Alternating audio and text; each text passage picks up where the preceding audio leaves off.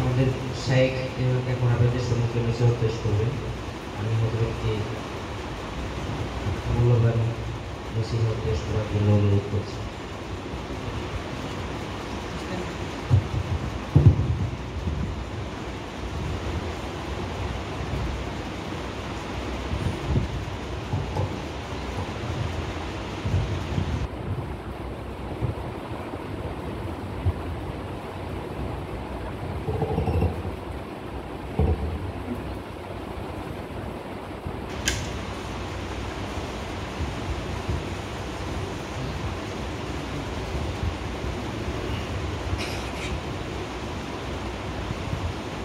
السلام عليكم ورحمة الله وبركاته. الحمد لله وكفى وسلام على عباده الذين اصطفى. حضرات اساتذہ کرام اور প্রিয় ছাত্র ভাইরা, আল্লাহ রাব্বুল আলামিনের অনেক অনেক শুকরিয়া, তার ইহসান এবং দয়া, তার ফজল করম আমাদেরকে কোরআনের এক বাগানে বসার তৌফিক দান করেছে। আল্লাহ পাকের দরবারে শুকরিয়া যতই করি না কেন এটা খুব সামান্য হবে। আমরা প্রায় 2-3 দিনের কোরআন কারিমের তিলাওয়াত শুনলাম। সত্যি আমি চমৎকার তিলাওয়াত, খুবই অভিভূত আমি, এবং ভাষায় প্রকাশ করতে পারছি না। কোরআন কারীম এমন একটি কিতাব, ওয়াহাদা যিকরুল মুবারাক, এটা বরকতপূর্ণ কিতাব, নসিহতের ভান্ডার। যে তালিবুল ইলম ভাই এই 2-3 কোরআন কারীম তিলাওয়াত করেন, অত্যন্ত চমৎকার এবং মনোমুগ্ধকর তিলাওয়াত, যে কারো হৃদয়কে আলোকিত করবে এমন সুন্দর তিলাওয়াত তারা আমাদেরকে শোনালেন। এটা আল্লাহ পাকের ইহসান। তাদেরকে আল্লাহ নিজ কালামকে সুন্দর করে পড়ার তৌফিক দিয়েছে।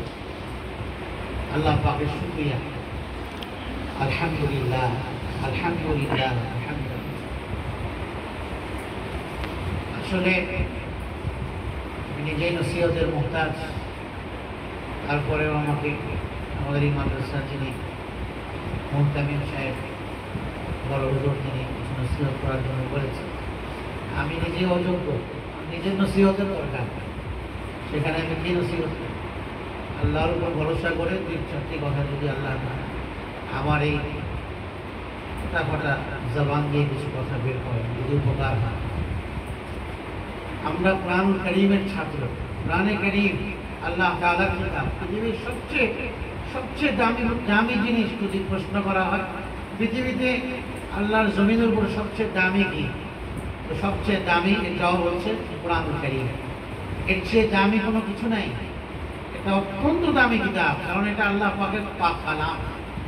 হাদিসে নবী আলাইহিস সালাম বলেছেন, ফাইন্নাহু কালামুল্লাহ ওয়া খারাজা মিনহু, এটা আল্লাহর পাক কালাম, আল্লাহ থেকে এটা উৎসারিত, আল্লাহ থেকে বের হয়েছে। কোরআন কারীম পৃথিবীর সবচেয়ে সর্বোৎকৃষ্ট, সর্বশ্রেষ্ঠ কিতাব, আসমানি কিতাব, যা আল্লাহ তাআলা আমাদের রাসূল কারীম সাল্লাল্লাহু আলাইহি ওয়াসাল্লামের উপর নাযিল করেছেন। কিতাবুন আনজালনাহু ইলাইকা লিতুখরিজান নাস, এই কিতাব আপনার প্রতি নাযিল করেছি যেন আপনি কিতাবের আলোকে মানুষকে আলোকিত করতে পারেন।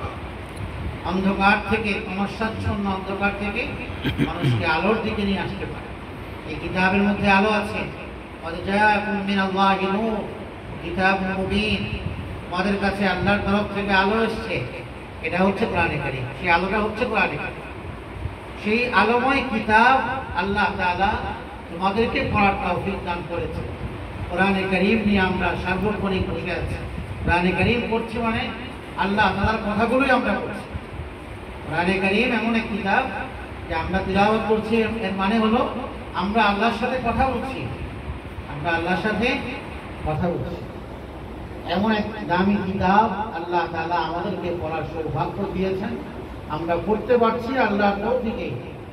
এটা সবচেয়ে দামি জিনিসের সাথে আল্লাহ আমাকে সম্পৃক্ত করে দিয়েছে। এই জন্য আমার দায়িত্ব হলো, আমার কাজ হলো কোরআনে কারীম আল্লাহ যেন আমার সিনার মধ্যে এটাকে সংরক্ষণ করার তৌফিক দান করেন। এই জন্য আল্লাহর কাছে বেশি বেশি দোয়া করা।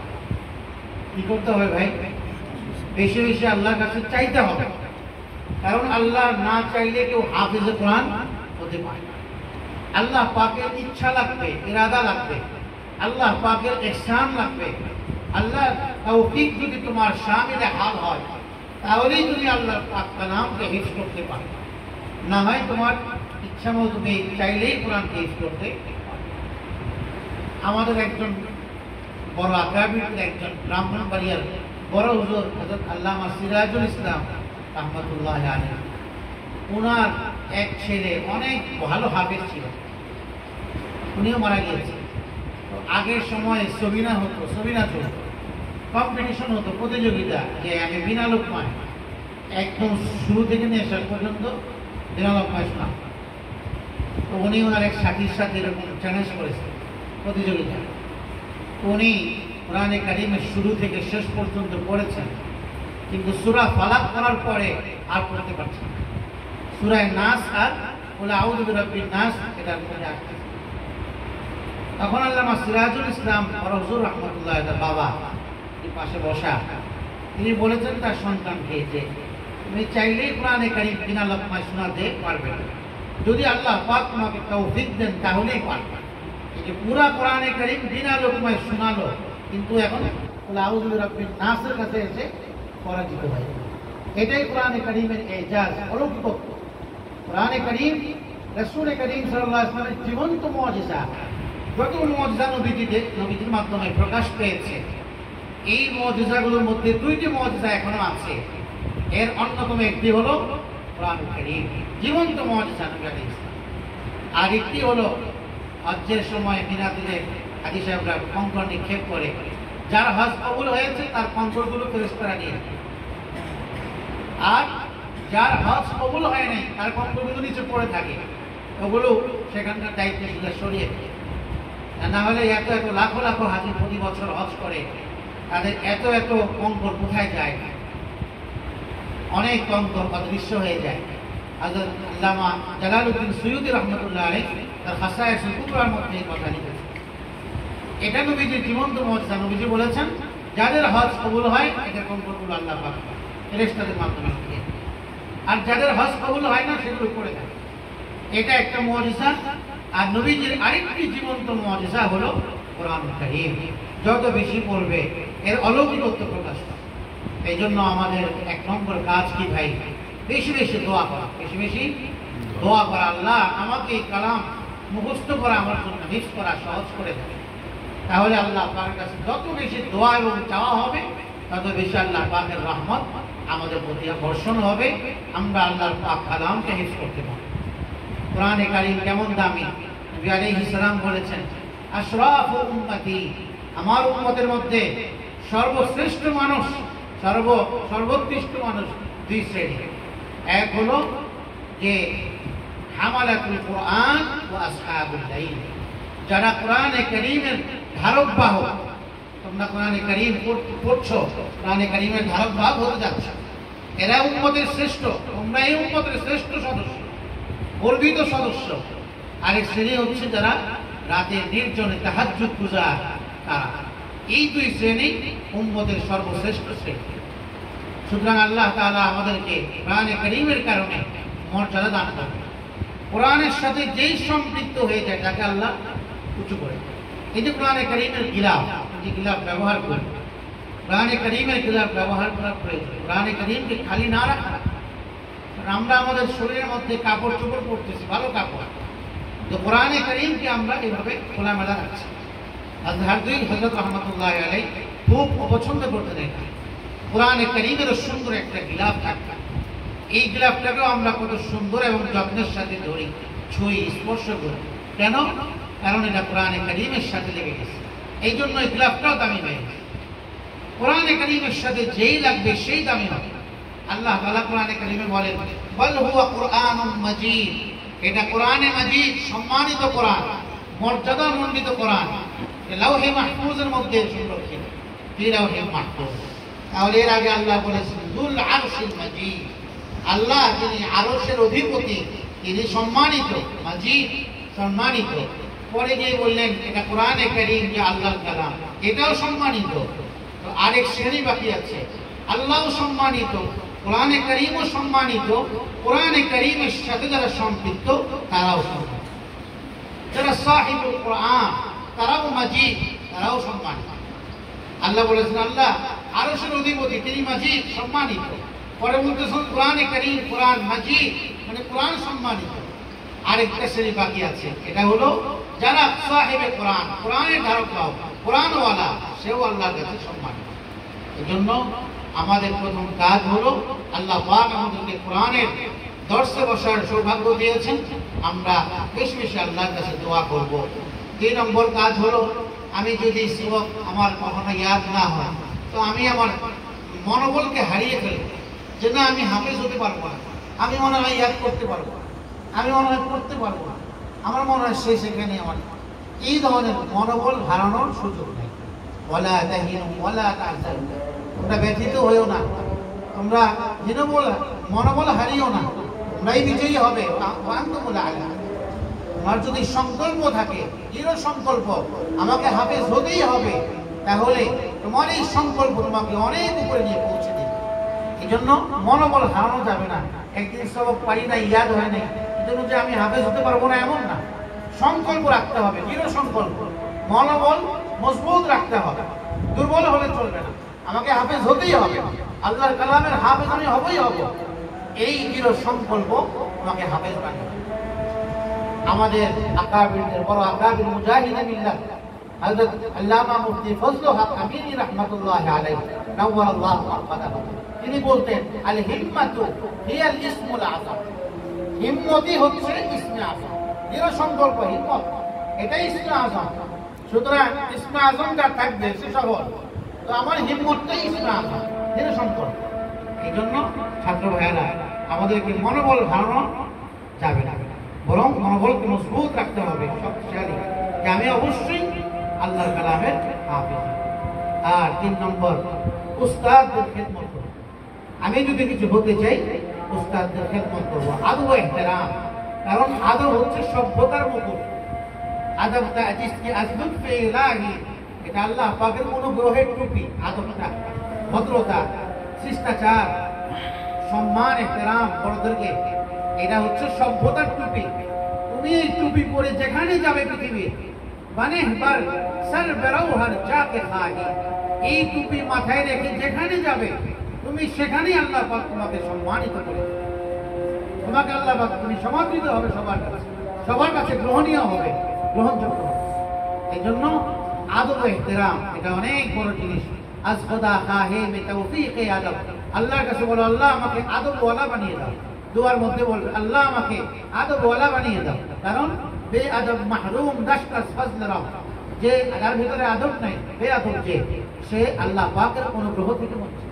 তোমার মধ্যে যদি আদব না থাকে, তুমি কিভাবে কোরআনে কারীমের হাফেজ হবে? আদব লাগবে। কোরআনের সাথে আদব আছে, উস্তাদের সাথে আদব আছে, বাবা মার সাথে আদব আছে, সাথীদের পরস্পর একজনের সাথে আরেকজনের সুন্দর আচরণের মধ্যে আদব আছে, মাদ্রাসার প্রিন্সিপাল হুজুরের সাথে আদব আছে, মাদ্রাসার স্টাফদের সাথে আদব আছে, খাদেম সাহেবদের সাথে আদব আছে, আমার পায়া টেবিলের সাথে আদব আছে, কোরআনে কারীমের আদব আছে। সব জায়গায় আদব রক্ষা করে চললে আল্লাহ পাক আমাকে সম্মানিত করবে। এই জন্য এই 3 কাজ আমরা করবো ইনশাআল্লাহ। 1 নম্বর হলো আমরা বেশি বেশি আল্লাহর কাছে দোয়া করব, আল্লাহ আমাকে আপনি কোরআনের ছাত্র বানিয়েছেন, আমি যেন কোরআনটা শেষ করতে পারি, আমি যেন কোরআনের হাফেজ হয়ে, কোরআনের আলেম হয়ে, কোরআন অনুযায়ী জীবন যাপন করতে পারি, আমেলে কোরআন হতে পারি, কোরআনের উপর আমল করে চলতে পারি। এই দোয়া আল্লাহর কাছে। 3 নম্বর, মনোবলকে মজবুত রাখতে হবে, এটা দুর্বল রাখলে চলবে না। সংকল্প করতে হবে আমাকে হাফেজ হতেই হবে। যদি আমি না পারি তত বেশি আমার চেষ্টা, আমার মেহনত করতে হবে, তাহলে আল্লাহ পাক মেহনতের কারণে আমাকে আল্লাহ পাক উঁচুতে উঠিয়ে। আর 3 নম্বর হলো উস্তাদদের আদব এহতেরাম, মাদ্রাসার আসবাব পত্রের আদব এহতেরাম, এগুলো আমাদেরকে ঠিকঠাক করতে হবে। উস্তাদের খেদমত, তাদের কথা শোনা, তাদের সাথে আদবের সাথে ব্যবহার করা, সম্মান দেয়া, বেয়াদবি না করা। তাহলে উস্তাদের ভিতর থেকে যে একটা দোয়া আসবে, এই দোয়া তোমাকে অনেক উপরে উঠিয়ে দেবে, অনেক উপরে উঠিয়ে দেবে। উস্তাদের নেক নজর, নেক দোয়া, এটা সব সময় নেওয়ার চেষ্টা করবে। এটা হলো 4 নম্বর কথা।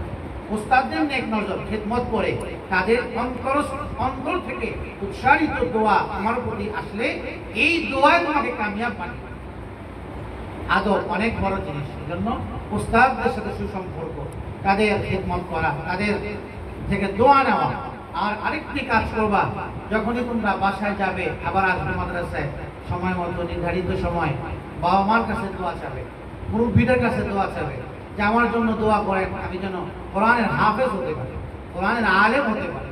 সবার কাছে, মুরব্বীদের কাছে বাসা থেকে দোয়া চেয়ে আসা, বাবা মার কাছে দোয়া চাওয়া, বাবা মার সাথেও আদর এবং সম্মান, তাদের সাথে ভালো আচরণ করা। এই কাজগুলো যদি আমরা করি, ইনশাআল্লাহ আল্লাহ পাক আমাদেরকে দ্বীনের জন্য কবুল করবেন। আমরা এই কাজগুলো করবো তো ইনশাআল্লাহ। আমরা আল্লাহ পাক আমাদের সবাইকে, সব ছাত্র ভাইদেরকে এই কথাগুলোর উপরে আমল করবার তৌফিক দান করুন। ওয়া আখিরু দাওয়ানা আলহামদুলিল্লাহ। আলহামদুলিল্লাহ রাব্বিল আলামিন, ওয়াসসালাতু ওয়াসসালামু আলা সাইয়্যিদিল আম্বিয়া'i ওয়াল মুরসালিন وعلى آله وصحبه أجمعين. ربنا ظلمنا أنفسنا وإن لم تغفر لنا وترحمنا لنكونن من الخاسرين. ربنا آتنا في الدنيا حسنة وفي الآخرة حسنة وقنا عذاب النار. يا الله মেহেরবানি করে আমাদের এই তালেবুল ইলম ভাইদের, ছোট ছোট বাচ্চাগুলো কোরআনে কারীম পড়ছে, আল্লাহ কত সুন্দর করে, আল্লাহ তাদেরকে আপনি কবুল করে নিন। আল্লাহ এই ছাত্র ভাইদেরকে আপনি কবুল করে নিন। আল্লাহ এই বাচ্চাগুলোকে আপনি কবুল করে দিন। আল্লাহ এদের জেহেন জাকাওয়াতকে বাড়িয়ে দিন। আল্লাহ এদের প্রত্যেককে মেধাবী হিসাবে কবুল করে দিন। আল্লাহ এদের প্রত্যেককে আলেমে রব্বানি, হাফেজে হাক্কানি হওয়ার তৌফিক দান করুন। আল্লাহ এই মাদ্রাসার সমস্ত তালাবায়ে কেরামকে আপনি কবুল করুন। আসাতিজায়ে কেরামের মেহনত আর খিদমতকে কবুল করেন। আল্লাহ আমাদের এই মাদ্রাসার সাথে সংশ্লিষ্ট সবাইকে কবুল করেন। আল্লাহ এই মাদ্রাসার সমস্ত হাওয়াইজকে আপনার জরুরতে গায়েবী খাজানা থেকে পূরণ করুন। আল্লাহ পার্শ্ববর্তী জমিনের ব্যবস্থা করে দিন। আল্লাহ পার্শ্ববর্তী জমিনের ব্যবস্থা করে দিন। ছাত্রদের সংকুলান হয় না, মুসল্লিয়ানে কেরামের সংকুলান হয় না। আল্লাহ আপনি জায়গার ব্যবস্থা করে দিন, জায়গার ব্যবস্থা করে দিন। আল্লাহ এই মাদ্রাসাকে বড় জামিয়া হিসাবে কবুল করে দিন, বড় জামিয়া হিসাবে কবুল করে দিন। আমাদের এই ছোট্ট ছোট্ট ভাইদেরকে আপনি কবুল করে দিন। আল্লাহ এরা ঘর বাড়ি ছেড়ে আসছে, আল্লাহ বাবা মা ছেড়ে আসছে অনেকে, এই আল্লাহ অনেকের বাবা মা নাই, এমনও আছে। আল্লাহ এই ছেলেগুলোকে আপনি কবুল করে দিন, এই ছেলেগুলোকে আপনি কবুল করে দিন। উস্তাদদেরকে তাদের হক আদায় করবার তৌফিক দান করে দিন। তাদেরকে উস্তাদদের আদব ইহতিরাম বজায় রেখে চলবার তৌফিক দান করে দিন। ইয়া আল্লাহ আমাদের এই ছাত্রদেরকে আপনি কবুল করে দিন। ইয়া আল্লাহ রাজ্জাতুল কান্দারি, আল্লাহ এদেরকে দ্বীন ইসলামের খাদিম হিসেবে কবুল করে দিন, দ্বীন ইসলামের খাদিম হিসেবে কবুল করে দিন। আল্লাহ এদের প্রত্যেককে কোরআনের হাফিজ হিসেবে কবুল করে দিন। একটা ছেলেও যেন আল্লাহ ঝরে না যায় ভাবনায় কাহিনী, প্রত্যেককে আপনি কোরআনের হাফেজ বানিয়ে দিন। আল্লাহ আমি চাইলেই তো কোরআনের হাফেজ হতে পারবো না, আপনার ইহসান আর দয়া যদি আমার প্রতি না থাকে। আল্লাহ আপনি আমাদের এই ছাত্রদের প্রতি রহমত করুন, এদের প্রতি দয়া করুন। আল্লাহ এদের প্রতি খাস রহমত করুন। আল্লাহ এদেরকে আপনার খাস রহমত আর ফজলে করমে আল্লাহ এদেরকে আপনার কোরআনের হাফেজ বানিয়ে দিন। কোরআনে কারীমের মতো দামি জিনিসকে তাদের সিনার মধ্যে আপনি সংরক্ষণ করবার তৌফিক দান করুন। আয় আল্লাহ আপনি আমাদের যাদেরকে আমাদের সিনায় কোরআনে কারীম দান করেছেন, কোরআনের হক আদায় করবার তৌফিক দান করুন, কোরআনের হক আদায় করবার তৌফিক দান করে দিন, কোরআন অনুযায়ী চলবার তৌফিক দান করে দিন, কোরআনকে আপন বানানোর তৌফিক দান করে দিন, কোরআনের সাহচর্যে বেশি বেশি থাকবার তৌফিক দান করে দিন। আয় আল্লাহ কোরআনকে মহাব্বত করবার তৌফিক দান করে দিন। আমাদের প্রত্যেকের ঘরকে কোরআনই ঘর হিসেবে কবুল করে দিন। আমাদের প্রত্যেকের পরিবারকে কোরআনই পরিবার হিসেবে কবুল করে দিন। আয় আল্লাহ এই ছেলেগুলোকে আলিম হিসেবে কবুল করে, আলিম হিসেবে কবুল করে, আলিম হাক্কানি রব্বানি হিসেবে কবুল করে। এদের মাধ্যমে যে জেনারেশন আসবে তাদেরকেও ইয়া আল্লাহ আলেমে হাফেজে রব্বানি হাক্কানি হিসেবে কবুল করে দিন। আয় আল্লাহ আমাদের সন্তানদেরকে আপনি দ্বীনের জন্য কবুল করে দিন, আমাদের সন্তানদেরকে দ্বীনের জন্য কবুল করে দিন। আমাদের খিদমতকে আপনি কবুল করে নিন। এই খিদমতের সাথে, দ্বীনের খিদমতের সাথে আমৃত্যু আমাদেরকে জুড়ে থাকবার তৌফিক দান করে। আয় আল্লাহ আমাদের সব দোয়াগুলো কবুল করে, ছাত্র ভাইদের মনের নেক মাকসুদগুলো পূরণ করে। আল্লাহ আমাদের সবাইকে আপনি কবুল করে নিন, সবাইকে আপনার মহাব্বত আর রহমত আপনি দান করে দিন। ربنا تقبل منا انك انت السميع العليم وتب علينا انك انت التواب الرحيم سبحان ربنا رب العزة عما يصفون وسلام على المرسلين والحمد لله رب العالمين.